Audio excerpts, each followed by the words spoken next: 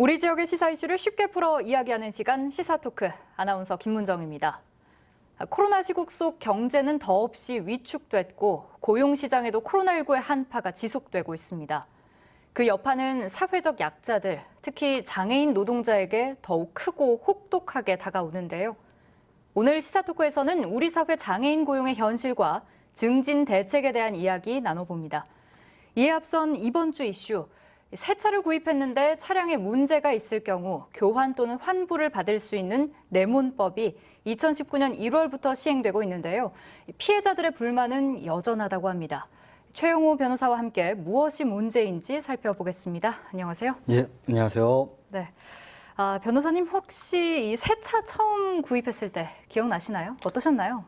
자동차가 이제 좀 대중교통이 불편한 지역에서는 필수품이기도 하지만 어른이 돼서 좀 만날 수 있는 가장 큰 장난감인 것 같아요. 친구들 만나서 얘기를 해봐도 제 또래 친구들하고는 이제 육아 얘기를 하거나 아니면 자동차 얘기를 많이 하거든요.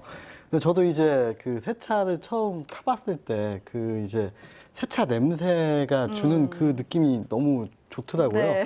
이게 사실은 화학약품이라 건강에 좋지 않다는데 저도 저만 이 냄새가 좋나 했더니 이 세차 느낌을 느끼기 위해서 아예 그 세차 냄새가 나는 방향제가 있을 정도로 이 세차를 많은 분들이 좋아하시죠. 예, 이렇게 기쁘고 설레야 할 순간, 새 차를 받자마자 차에 이상이 생긴 걸 알게 된다면 어떨까요?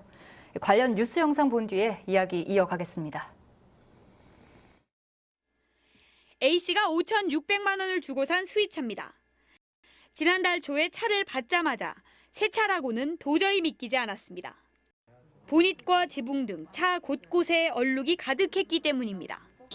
이미 부식을 발생시킬 수 있는 상황이 진행이 되고 있다는 겁니다. 2, 3년 후에는 반드시 시뿌옇게 도색이 변할 수가 있다는 거예요.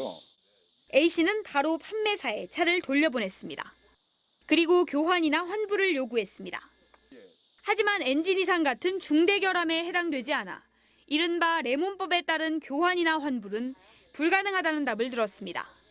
다만 판매사는 도색 불량을 확인하지 못한 점을 인정하고 무상으로 고쳐주겠다며 차를 수리하고 있습니다. 유리막 코팅이나 광택을 내본 다음에 원상 회복이 안 되면은 거기에 대해서는 충분하게 고객님하고 협상을 하겠습니다. 새 차를 구매한 저 입장에서는 어떻게 중고차에 가까운 이걸 가지고 협상을 해야 된다는 이 자체가 2년 전 시행된 레몬법이 아닌 소비자 보호법에 따라도 불량이나 하자가 있는 새 차의 교환이나 환불은 쉽지 않은 현실입니다. 이 소비자 분쟁 해결 기준은 이제 권고 사항으로 되어 있다 보니 이제 좀 강력한 법으로 좀 명시가 되는 게 필요할 것 같고요. 소비자 단체는 새 차를 사서 등록하기 전에 소비자가 직접 상태를 확인하는 노력 등을 기울여야 피해를 줄일 수 있다고 조언했습니다. 달콤한 오렌지인 줄 알고 샀는데 신레몬이었다면 무엇보다 속았다는 생각이 먼저 들겠죠.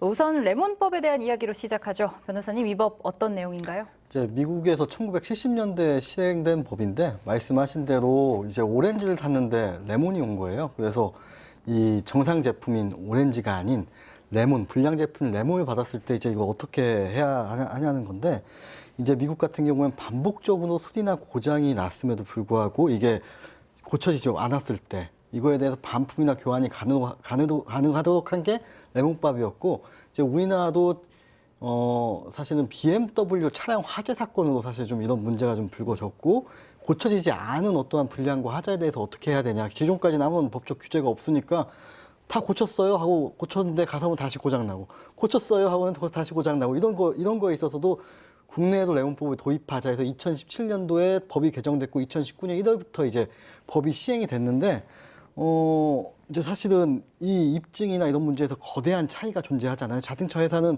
어마어마하게 큰 회사고 개인은 사실은 개별 구매자는 간단한 개인일 뿐인데 이런 부분의 어떤 차이를 조정하기 위해서 만든 게 이제 교환과 환불이 가능하도록 만든 게 이제 레몬법입니다. 네, 그런데 이게 영상에서도 우리가 확인을 할 수 있었지만 얼룩이 한눈에 확연히 드러나 보일 만큼 좀 심했거든요. 그런데 업체의 입장은 중대 하자에 속하지는 않는다. 다만 일단 무상으로 수리를 해보고 이제 추후에 협상을 진행하겠다 이런 거죠. 그렇다면 과연 이 중대하자의 기준은 무엇이고 또 어느 때 적용 가능한 건지도 궁금합니다. 이제 좀 업체에서 잘못 설명을 한 것 같아요. 이 레몬법의 적용 대상 중엔 중대하자가 있고 일반 하자가 있어요. 그래서 중대하자는 이제 원동기, 동력 전달 장치, 조향 장치, 제동 장치 이런 부분에 대해서 하자가 2회 이상 연속으로 발생했을 경우에 이제 이 레몬법의 적용 대상이 되는 거고 예. 일반 하자는 그 외의 부분들을 얘기해요. 도장 같은 경우는 제 차체도 보여줘요. 이 차체의 어떠한 이 일반 하자의 경우에는 이제 3회 이상 수리하고도 하자가 발생하면 이제 요건에 부합하게 되는 겁니다. 이 한국형 레몬법 시행 이후에 정말 많은 사례들이 접수가 됐는데 이 교환 환불이 가능했던 사례는 단 한 건뿐이었다고 이렇게 보도가 된 게 사실 조금 충격적이었습니다. 이게 허울뿐인 법이 되진 않을까 하는 우려도 있는데요. 우선 이제 좀 내가 차를 산 당사자로서 이제 좀 얘기를 하자면은 이 레몬법에 적용받기 위해서는 사실은 좀 이제 막 시행된 법이잖아요. 그래서 좀 요건이 좀 넘어야 할 사안이 좀 많아요. 네. 그래서 이제 그 법에 자동차 관리법에 이제 규정된 내용을 보면 이 세 가지 요건을 다 충족을 시켜야 돼요. 첫 번째 요건은 이제 신차 교환 환불이 가능하다는 계약서에 명시가 되어 있어야 돼요. 이게 많은 자동차 메이커, 국내 메이커 같은 경우에는 이제 이걸 계약서에 넣어놓는 경우가 많은데 이걸 넣어놓지 않고 이걸 모른 채로 넘어가게 되면 아예 레몬법 적용 대상이 아니게 돼요. 예, 그리고 두 번째는 이제 그 안전이나 경제적 가치가 현저히 훼손이 돼야 돼요. 예, 그리고 세 번째는 아까 말씀드린 대로 중대하자는 2회 이상, 그 다음에 그 일반 하자는 3회 이상 수리했음에도 하자가 다시 발생이 돼야 되는 거죠. 아마 이제 이 아까 뉴스에 나오신 분 같은 경우에도 이제 계속 도장을 계속 했는데 계속 변색이 되고 이걸 3회 이상 하고 다시 이제 요청을 해야 되겠죠. 계약서도 아마 그런 특약사항으로 명시가 되는지 확인을 해야 될 거고요. 그래야 레몬법 적용이 대상이 되니까 이게 19년, 20년 이제 이 자동차 그 위원회에서 이 중재위원회에서 이걸 판단을 하거든요. 이제 레몬법에서 나 교환해 주세요, 환불해 주세요 신청을 하게 되면은 이제 한 결론이 이 두 개년 동안 결론이 한 200건 정도가 난 것 같아요. 근데 그 중에 이제 제조사와 합의를 해서 이 끝난 건은 한 163건이 아예 취하를 해서 끝났어요. 아마 제조사가 해주겠다고 해서 취하를 했겠죠. 취하를 했고 이제 나머지 이제 48건이 이제 결정이 나온 건인데 딱 한 건이 사실 인용이 됐고 화해가 5건이고 나머지는 다 기각이 됐죠. 기각이나 각하가 됐죠. 예, 그러니까 사실 이게 소비자도 계약서, 계약 사항을 잘 확인하는 것도 중요를 하겠지만 사실 개인의 뭐 정보 습득이라든지 전문성 이런 부분은 회사에 비해서는 좀 떨어질 수밖에 없는 부족한 부분이 있을 수밖에 없기 때문에 보다 강력한 보완 조치들이 그럼 필요할 것으로 보입니다. 어떤 규정들이 추가적으로 마련이 되면 좋을까요? 이제 아직 시작 도입 단계에 좀 불과하기 때문에 중재위원회에 지금 수천 건이 지금 몰려 있는데 아마 처리가 좀 안 될 거예요. 예. 아마 중재위원회 예산도 굉장히 뭐 7억, 8억 이러더라고 1년 예산이. 그래서 아마 이 중재위원회에서 좀 업무를 보강하는 형태로 왜냐하면 중재위원회 직원들의 어떤 의견이 가장 중요하거든요. 그분들이 어떻게 적극적으로 일처리를 하느냐에 따라서.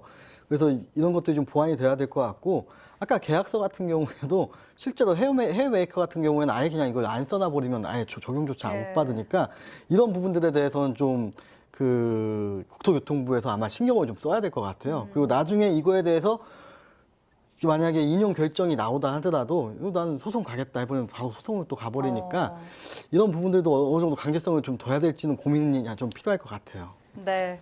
시사토크 1부에서는 유명무실했던 한국형 레몬법과 관련한 이야기 나누어 봤습니다. 이어지는 2부에서는 장애인 고용 현황과 고용 증진 방안에 대해 함께 고민해 보겠습니다.